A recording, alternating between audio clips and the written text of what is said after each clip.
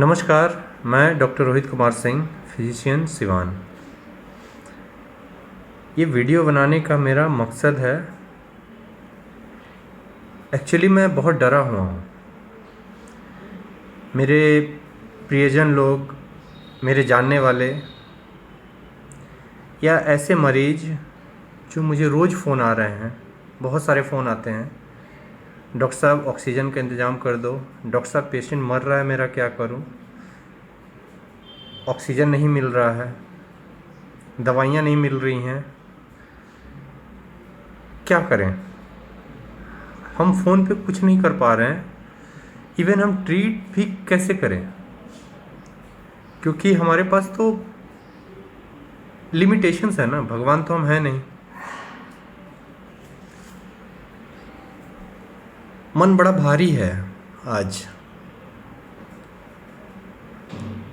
समझ नहीं आ रहा है कि कैसे निकले इस सिचुएशन से। क्या ये ठीक होगा? कोई उम्मीद नहीं दिख रही है। पहला वेव जो था उसमें लगता था कि उम्मीद है, वैक्सीन आ जाएगी, उम्मीद बन जाएगी। इस बार क्या? इस बार तो कुछ भी नहीं है, कोई उम्मीद नहीं दिख रही है। क्या करें? रोज़ मैं मरीज़ देखता हूँ, सिचुएशन ऐसा है, मेरे ओपीडी में 80 to 90% कोविड पेशेंट्स होते हैं। जितने बुखार होते हैं, most of them are COVID. मैं आप लोगों से कुछ शेयर करना चाहता हूँ। मुझे लगा कि इतने दिनों में जो मैंने देखा है, जितने मरीज मैंने देखे हैं, मुझे लगा कि अगर मैं कुछ ऐसा शेयर करूँ जिससे आपको बेनिफिट हो, तो मुझे ये वीडियो बनाना चाहिए। ज़्यादा से ज़्यादा लोगों के पास जाना चाहिए ताकि कुछ जानें बच जाएं। देखिए, अब आपको देखने के लिए कोई नहीं आने वाला। आपको पता है कि सरकार क्या कर रही है, कोसने से कोई फ़ायदा नहीं है। हमारा सिस्टम कोलैप्स कर गया है, हमारा हेल्थ केयर सिस्टम कोलैप्स हो गया है। डॉक्टर्स नहीं हैं, ऑक्सीजन्स नहीं है, कुछ भी नहीं है। ऐसे में हम अगर बच के निकल जाते हैं इस वेव से तो बहुत बड़ी बात है, बहुत बड़ी उपलब्धि है। मैंने जो पैटर्न देखा है, जो मरीज़ मैं देख रहा हूँ, मैं कंटिन्यूअस में मरीज़ देख रहा हूँ, लेकिन मैं जो सीरियस पेशेंट्स हैं उनको मैं एडमिट नहीं कर पा रहा हूँ, क्योंकि मेरे पास सुविधा नहीं है, मेरे पास ऑक्सीजन ही नहीं है। मैं क्या करूँगा? तो मैंने सोचा कि ये वीडियो बनाऊँ जिससे जो मैं फेस कर रहा हूँ डे टू डे, रोज़ का रोज़ मैं ओपीडी में जो फेस कर रहा हूँ, उससे अगर कुछ जानें बच सकती हैं, उससे कुछ लोग सरवाइव कर सकते हैं, अपने लोगों को बचा सकते हैं, खुद को बचा सकते हैं, तो मुझे थोड़ा सा सुकून मिलेगा, क्योंकि मैं अंदर से टूटा हुआ हूँ। अभी इतनी ख़राब स्थिति है। मेरे जानने वाले फ़ोन करते हैं, बोलते हैं मेरा पेशेंट मर रहा है, क्या करें डॉक्टर साहब? मैं कुछ नहीं कर सकता, एज ए डॉक्टर मैं कुछ नहीं कर सकता। मेरे अपने लोग, मेरे सारे मरीज, मैं आई एम स्पीचलेस। चलिए, कुछ काम की बातें जो मैं चाहता था मैं शेयर करूं, मैं आप लोगों के पास आऊं, मैं बताऊं कि क्या हर बुरी चीज़ में एक चीज़ उम्मीद की किरण ज़रूर होती है।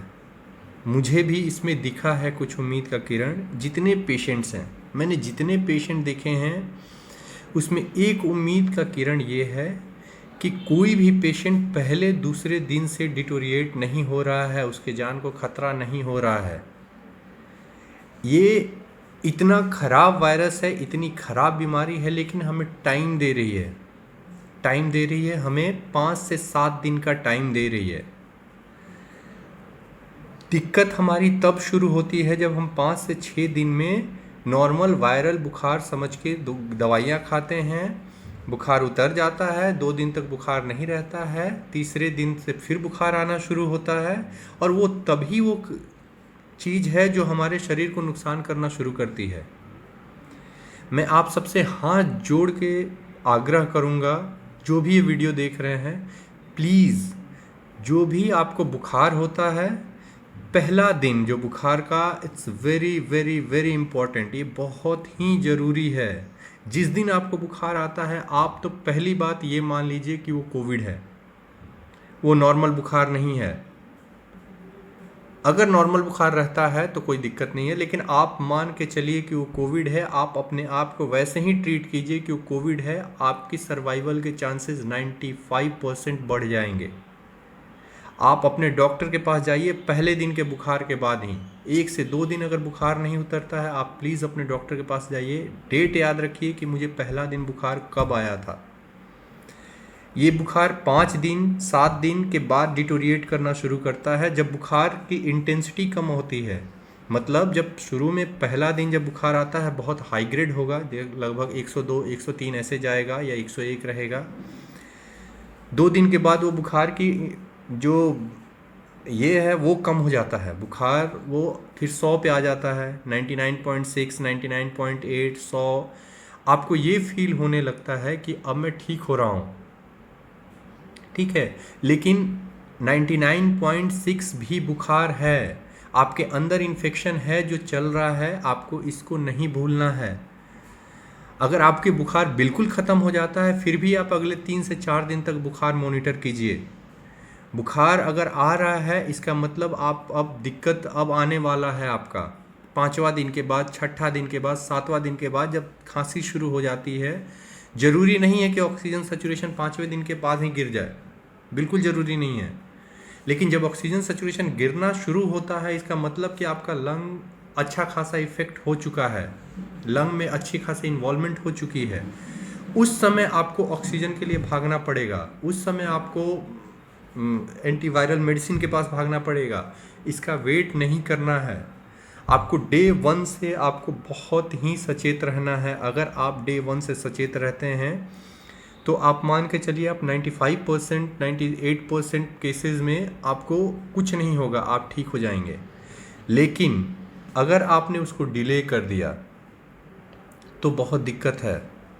आपने उसको प्लेन वायरल, सबके पास एक कहानियाँ होती हैं, जितने भी मरीज आते हैं सबके पास कहानियाँ होती है। डॉक्टर साहब धूप में निकल गए थे तब से बुखार आ गया, डॉक्टर साहब ठंडा पानी पी लिया था तब से बुखार आ गया, डॉक्टर साहब दिन भर रोज़ा था, रात को रूह अफ़ज़ा पी लिया ठंडा तब से बुखार आ गया।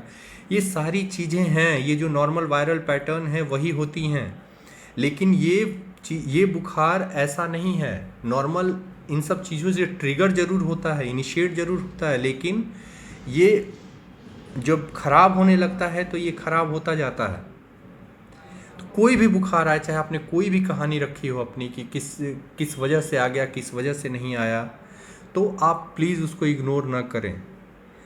सही तरीके से मेडिसिन डे 1 से चलना शुरू होगा, ये बीमारी आगे नहीं बढ़ेगी। 5वां दिन 6ठा दिन कुछ स्पेसिफिक टेस्ट हैं, सी रिएक्टिव प्रोटीन CRP। अगर आप सिटी नहीं करा पा रहे हैं, सिटी तो वैसे भी आपको जब इन्वॉल्वमेंट होने लगता है 7वां दिन के बाद ही कुछ पता चलता है, उस समय के लिए वो कन्फर्मेटरी है। आप कोविड का जो एंटीजन टेस्ट है उस पर मत जाइए प्लीज़, वो निगेटिव आ सकता है, RT-PCR भी निगेटिव आ सकता है। आप बुखार के तीसरे दिन CRP करवाइए, CRP बढ़ा हुआ है मतलब आपका इन्फेक्शन है बॉडी में। आप अपने डॉक्टर से मिलिए, अगर डॉक्टर से नहीं मिल पा रहे हैं तो आप उसको अलग मत कीजिए, मतलब इन सब चीज़ों को आप अपने ऊपर मत लीजिए कि हाँ। और इग्नोरेंस बहुत ख़राब है, क्योंकि आप जब इग्नोर कर रहे होते हैं अपने हेल्थ को, आप बता रहे होते हैं कि यार मुझे बुखार ही नहीं है, मुझे तो बुखार था ठीक हो गया, आपको है अगर कोविड, तो आप उस बीच में बाकी लोगों को, अपने परिवार वालों को भी आप इन्फेक्ट कर रहे हो। आप ये सोचो, फर्स्ट डे ऑफ फीवर आप अपने आप को आइसोलेट कर लो। आपने अगर वेट करना है आप 2 दिन तक वेट करो, पैरासीटामोल लो, इस बीच में पानी ज़्यादा से ज़्यादा पियो। ये 2 दिन में अगर बुखार नहीं सबसाइड होता है तो आप प्लीज़ अपने डॉक्टर के पास जाओ, आप बताओ उनसे।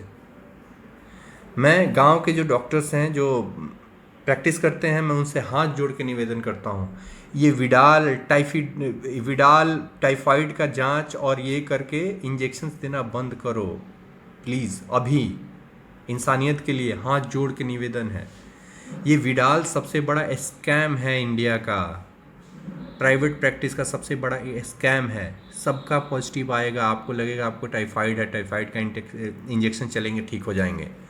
और वो जो 6-7 दिन 5 दिन जो गांव में आप रह जाते हैं इंजेक्शन लेते हुए, वो आपको ख़राब कर देता है। हाँ, जब आप तक यहाँ आते हैं तो हमारे हाथ में कुछ नहीं बचता है। सीटी करा के देखने पे आपका लंग में 30% 40% इन्वॉल्वमेंट हो चुका होता है, उस समय कुछ नहीं किया जा सकता है। आप प्लीज़ अभी 1-2 महीने तक, जब तक ये पेंडेमिक है, जब तक ये सेकेंड वेव है, तब तक अपने बुखार को बहुत सीरियसली लेना है। First day of fever is very very very important, I am telling. हाँ, पहले दिन से ही आप उसको मान के चलिए कि आपको कोविड है, आपको और कोई बीमारी नहीं है अभी। मैं सबसे हाथ जोड़ के विनती करता हूँ, प्लीज़ अपने लोगों का ख्याल रखिए। हमारे पास कुछ भी नहीं है जिससे हम कभी कभी हम भी मजबूर हो जाते हैं, हमारे हाथ में नहीं रहता है।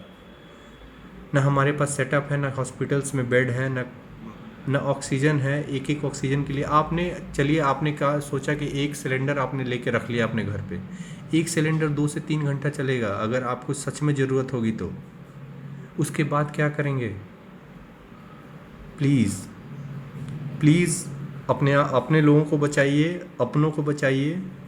बहुत ही मुश्किल टाइम है, आगे शायद इससे ज़्यादा मुश्किल टाइम आने वाला है।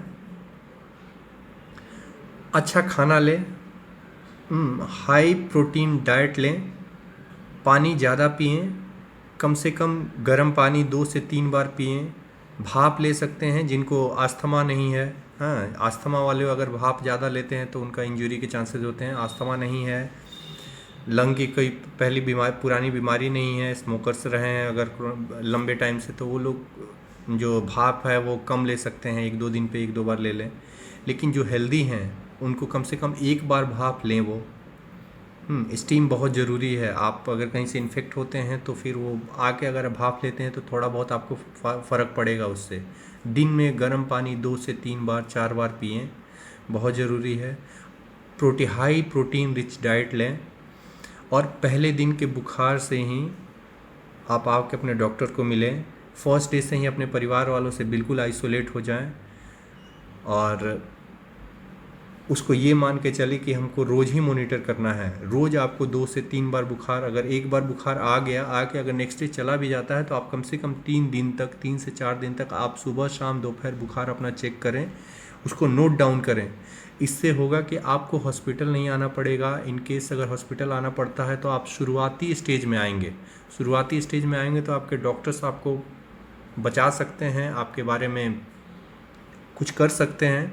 जब तक उनके हाथ में है, उनके हाथ से निकल जाने के बाद फिर रिकवरी होना नहीं होना वो सब कुछ आपकी इम्यूनिटी पे है। मैं हाथ जोड़ के विनती करता हूँ, प्लीज़ मेरी बातों को ध्यान से सुनिए और इस पे प्लीज़ अमल कीजिए। Thank you.